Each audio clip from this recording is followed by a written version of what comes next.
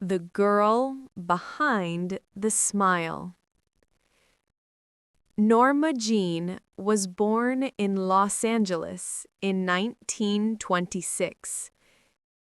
She grew up without a father. Her mother was ill and could not care for her. Norma Jean lived in foster homes and orphanages. She was quiet and often afraid, but she loved movies and dreamed of being an actress. At 16, she married a young soldier named Jim. It was the start of a new life, or so she hoped. Later, she worked in a factory during World War II. A photographer took her picture by chance. The photo appeared in newspapers. Soon, movie studios called her. She changed her name to Marilyn Monroe. It sounded glamorous and strong. Studios taught her how to walk, speak, and smile. They said, "Be sexy, be bright, but don't be too smart." In 1953, Marilyn became famous. She starred in Gentlemen Prefer Blondes and How to Marry a Millionaire. Men loved her. Women wanted to be like her. She wore white dresses that floated in the wind. One day, a reporter asked her, "Are you happy, Miss Monroe?" She paused, then smiled softly. "I want to be good," she said, "not just beautiful." Behind the scenes, life was hard. She struggled with anxiety and sleep. She often forgot her lines. Directors yelled at her, "You're late again! Focus!" Marilyn studied acting every night. She read books and practiced with a coach. "I'm not dumb," she once said. "I just feel lost sometimes." She married Joe DiMaggio, a famous baseball player. He wanted her to stop acting. She wanted to learn and grow. They argued often. After 1 year, they divorced. Later, she married Arthur Miller. He respected her mind. They talked about books, politics, and dreams.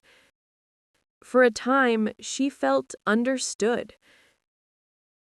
But fame followed her like a shadow. Reporters watched her house. Cameras flashed when she walked outside. She began to drink and take pills to rest.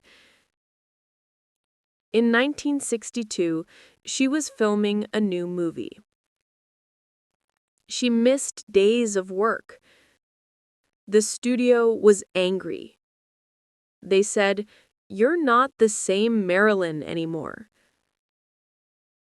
On August 5th, 1962, Marilyn died. She was only 36 years old. The world was shocked.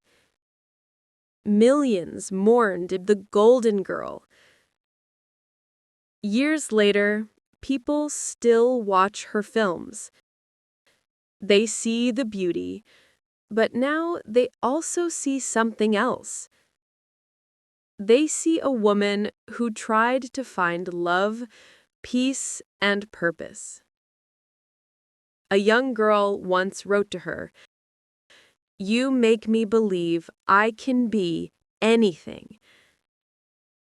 Marilyn kept that letter. She wrote back, "So can I."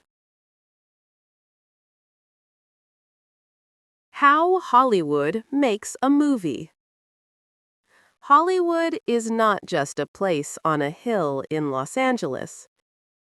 It is a dream machine. Every year, hundreds of films begin here. But few people know how long and hard the journey really is. It starts with an idea. Maybe it's from a writer, a book, or even a true story. A screenwriter turns the idea into a script, page after page. One sentence can become one scene. One scene can become 1 hour of film. Carlos was a young writer from Chicago.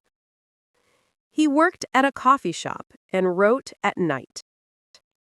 One day, he finished a script about a robot who learns to feel. He sent it to many companies.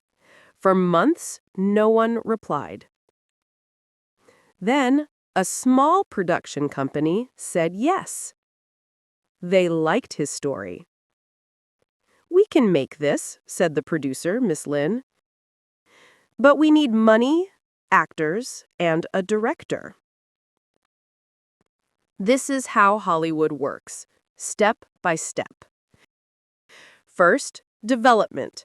Choose the story and fix the script. Next, pre-production. Hire people, build sets, plan every shot. Carlos sat in meetings where they chose colors for the robot's eyes. "Should it glow blue or red?" asked the art director. "Blue," he said. "It feels more human." Everyone nodded. Small choices mattered. Then came production, filming. Actors wore costumes, cameras rolled, and lights shone day and night. The robot was played by an actor in a metal suit and special effects. "Action!" the director shouted. The scene began. "Cut!" he yelled when something went wrong. They tried again. Filming took 3 months. Not every day went well. Rain delayed outdoor scenes. An actor got sick. But the team kept going. In Hollywood, stopping is not easy. After filming came post-production. This part takes even longer. Editors cut the scenes like a puzzle. Musicians wrote music to match the emotion. Sound engineers added voices, wind, and robot steps. Visual effects artists made the robot fly and shine. On a computer, they turned gray buildings into a futuristic city. "Now it looks real," said one artist, smiling. 9 months later, the film had a name, Heart of Steel. It would show in theaters around the world. There was a premiere in Hollywood.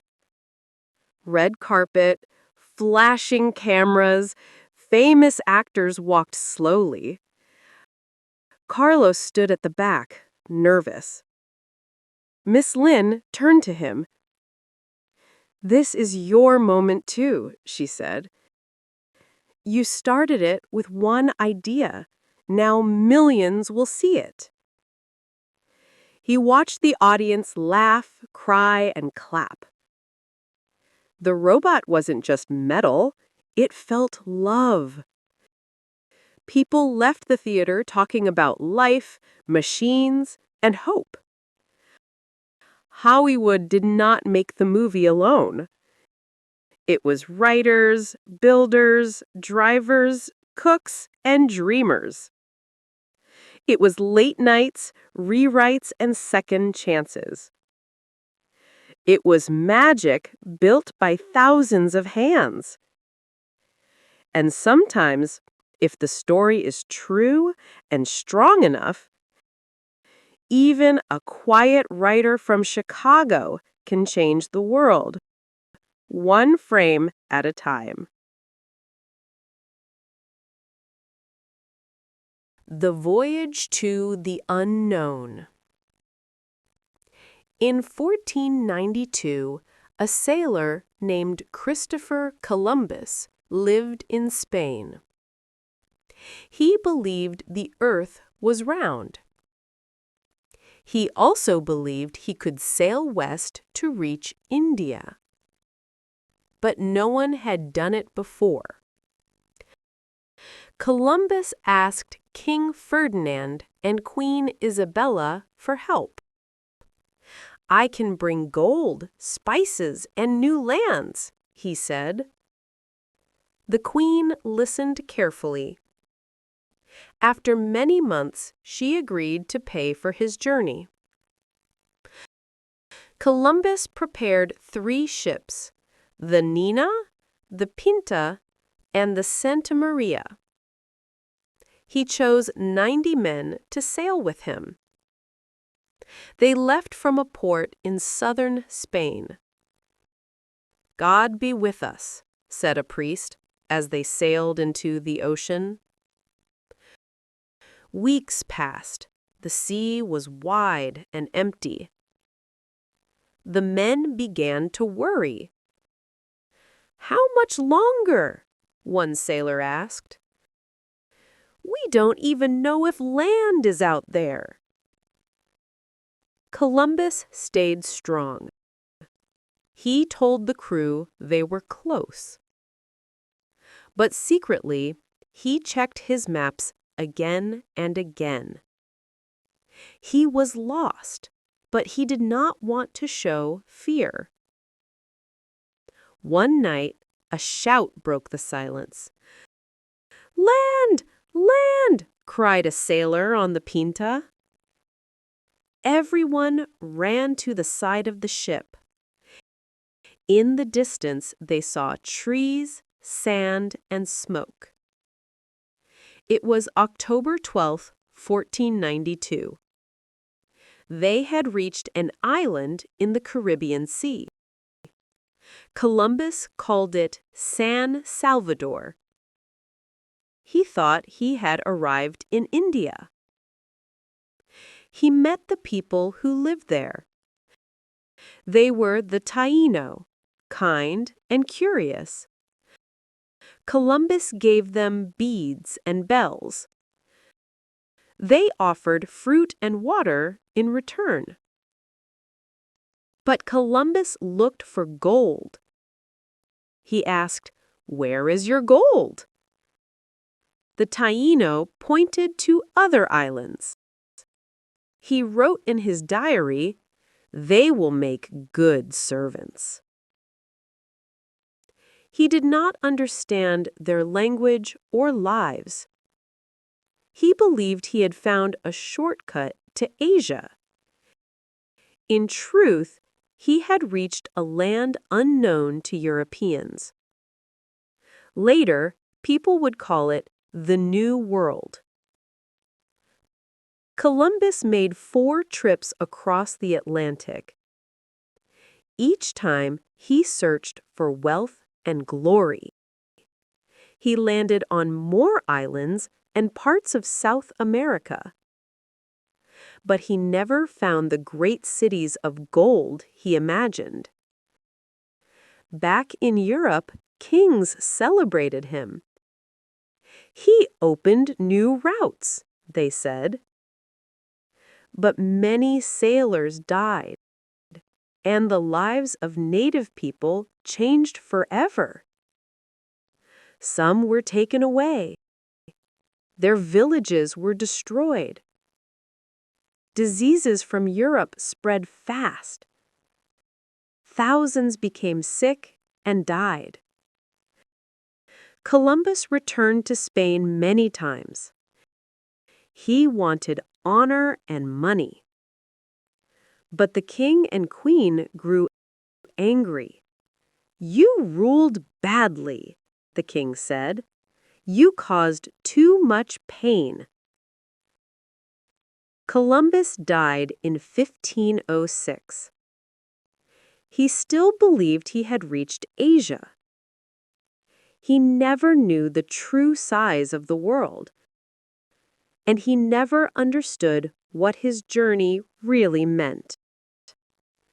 Today, some remember him as a brave explorer. Others see the suffering he brought. History is not just one story. It has many sides. Like the ocean, it is deep and full of shadows.